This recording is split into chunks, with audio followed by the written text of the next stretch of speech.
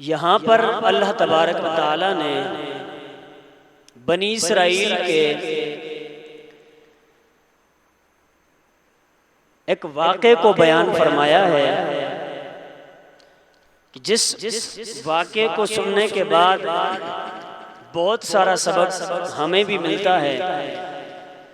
تو جہاں پہ ہم نے قرآن پاک کی ان آیات کو سمجھنا ہے، وہیں پہ عمل کے لحاظ سے ہم نے اپنی اصلاح کرنے کی بھی کوشش کرنی ہے۔ قرآن پاک کے اندر اللہ تبارک و تعالی نے قصے بھی بیان فرمائے ہیں، اور ان کا مقصد یہ تھا کہ لِنُثَبِّتَ بِهِ فُؤَادَكَ، اے پیارے نبی آپ کے دل کو ان قصوں کے ذریعے مضبوط کرنا، پختہ کرنا مراد تھا، مقصود تھا۔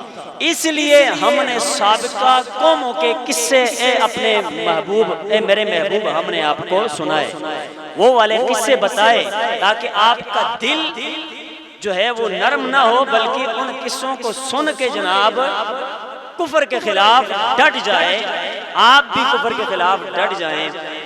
آپ کے دل کو مضبوط کرنے کے لیے سابقہ قصے ہم نے بیان فرمائے، اور قرآن پاک کے اندر بہت سارے قصے موجود ہیں جن سے ہمیں بہت سارے سبق ملتے ہیں۔ آج کا قصہ جو قرآن پاک کے اندر موجود ہے، یہ ویسے قصہ نہیں ہے جناب ایک بندے نے کر لیا دوسرے نے کر لیا، جناب پیچھے بیسک اگر ہو پوچھی جائے تو اس کی کچھ ہو ہی نہ، تو یہ قرآنی قصہ ہے۔ کون سا قصہ ہے؟ قرآنی قصہ ہے۔ قرآن پاک کے اندر اس کا ذکر ہے، ساوی علی الجلالین کے اندر یہ جو ڈیٹیل میں عرض کر رہا ہوں یہ ساری کی ساری موجود ہے۔ یہ تفسیر کی کتاب ہے، اور اس تفسیر کی کتاب کے اندر یہ موجود ہے، اور یہ مستند کتاب ہے۔ یہ جو میں نے آیت مبارکہ پڑھی ہے، یہ پارہ نمبر 1 سے سورہ بقرہ آیت نمبر 67 پڑھی ہے، اور یہاں سے لے کر آگے 73 تک یعنی 73 نمبر آیت تک ہمارا آج کا موضوع رہے گا انشاءاللہ۔ بنی اسرائیل میں ایک شخص تھا، وہ بڑا پرہیزگار تھا، نیکوکار تھا، اللہ کا ولی تھا۔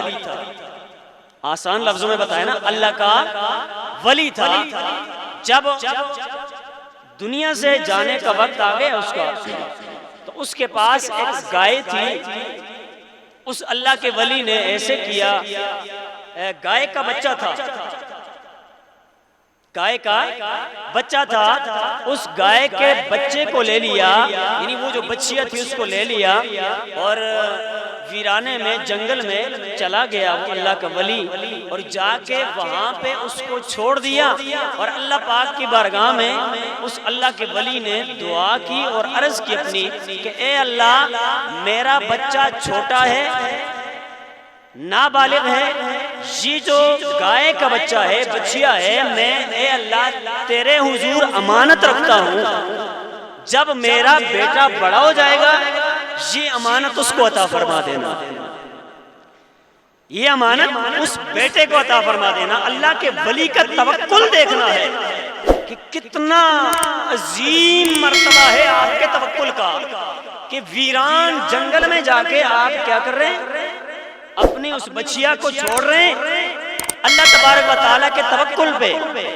یہ ڈر نہیں ہے کہ درندے کھا لیں گے، یہاں پہ جانور دیگر جو چیر پھاڑ کے کھانے والے ہیں وہ آئیں گے اس کو مار جائیں گے، نہیں، اللہ پہ بھروسہ ہے، اللہ پہ توکل ہے۔ اللہ پہ بھروسہ کرتے ہوئے اس اللہ کے ولی نے، ظاہری سی بات ہے عام بندہ ہو تو اس کا توکل اپنا ہوتا ہے، لیکن اللہ کا ولی ہو تو اس کا توکل اپنا ہوتا ہے، وہ عام بندے کے توکل جیسا توکل بھی نہیں رکھتا ہے، اس کا توکل جو ہوتا ہے اس کے توکل کو عام بندہ پہنچ ہی نہیں سکتا ہے۔ سامعین محترم، اس اللہ کے ولی نے جب اپنی وہ بچیا وہاں پہ چھوڑی، یہ بھی ساتھ عرض کی اے مولا تیرے حضور امانت رکھتا ہوں، جب میرا بیٹا بڑا ہو جائے گا یہ اسے عطا فرما دینا، یہ اسے نصیب فرما دینا۔ الغرض ایسے ہوا کہ وہ وہاں پہ چھوڑ کے آ گئے، جب آئے تو کچھ ہی وقت کے بعد، کچھ ہی دنوں کے بعد اس اللہ کے ولی کا وصال ہو گیا، وہ دنیا سے پردہ فرما گئے۔ جب دنیا سے چلے گئے آپ کا بیٹا چھوٹا تھا اور بچپنے کے اندر ہی اس نے اپنی راتوں کو 3 حصوں میں ڈیوائیڈ کیا ہوا تھا، تقسیم کیا ہوا تھا 3 حصوں میں۔ کتنے حصوں میں؟ بولے ذرا، ابھی بچہ ہے، ابھی بڑا نہیں ہوا ہے، لیکن پھر بھی اس نے اپنی رات کے 3 حصے کیے ہیں، اور ان 3 حصوں میں سے ایک جو حصہ ہے اس ایک حصے میں وہ سوتا تھا، دوسرے حصے میں وہ اللہ پاک کی عبادت کرتا تھا، اور تیسرا جو رات کا حصہ تھا اس تیسرے رات کے حصے میں اپنی والدہ کی خدمت کرتا تھا۔ 3 حصے بنائے رات کے۔ بات سمجھ آئی نا آپ کو؟ ابھی وہ جناب بڑا نہیں ہوا، ابھی چھوٹا ہی ہے، لیکن رات کے 3 حصے کر کے ہمیں بھی سبق دے دیا کہ اے میرا قصہ بعد میں پڑھنے والوں، تم بھی سمجھ لینا رات کو غفلت کی نیند سو جانا تو جناب شیطان کے پیروکاروں کا طریقہ ہے۔ تم نے رات کو 3 حصوں میں تقسیم کر دینا ہے، ایک حصے میں سونا ہے، جسم کو راحت پہنچانی ہے، دوسرے حصے میں رب کائنات کو، اللہ کے نبی کو راضی کرنا ہے، دین کو راضی کرنا ہے اور اپنی روح کو راضی کرنا ہے، اور تیسرے حصے میں حقوق العباد میں سے اپنی والدہ کو راضی کرنا ہے۔ یہ 3 کام تم نے کرنے ہیں۔ یہ سبق یہاں سے ہمیں مل گیا، جو رات کو وہ بچہ 3 کام، اور صرف یہ نہیں ہے کہ ایک دن کیا دوسرے دن چھوڑ دیا، ایک رات کیا دوسری رات نہیں، بلکہ ہر رات یہ 3 کام وہ کرتا۔ ایک اللہ کی عبادت، ایک والدہ کی خدمت، اور ایک اپنے جسم کو راحت پہنچانے کے لیے، سکون پہنچانے کے لیے سونا۔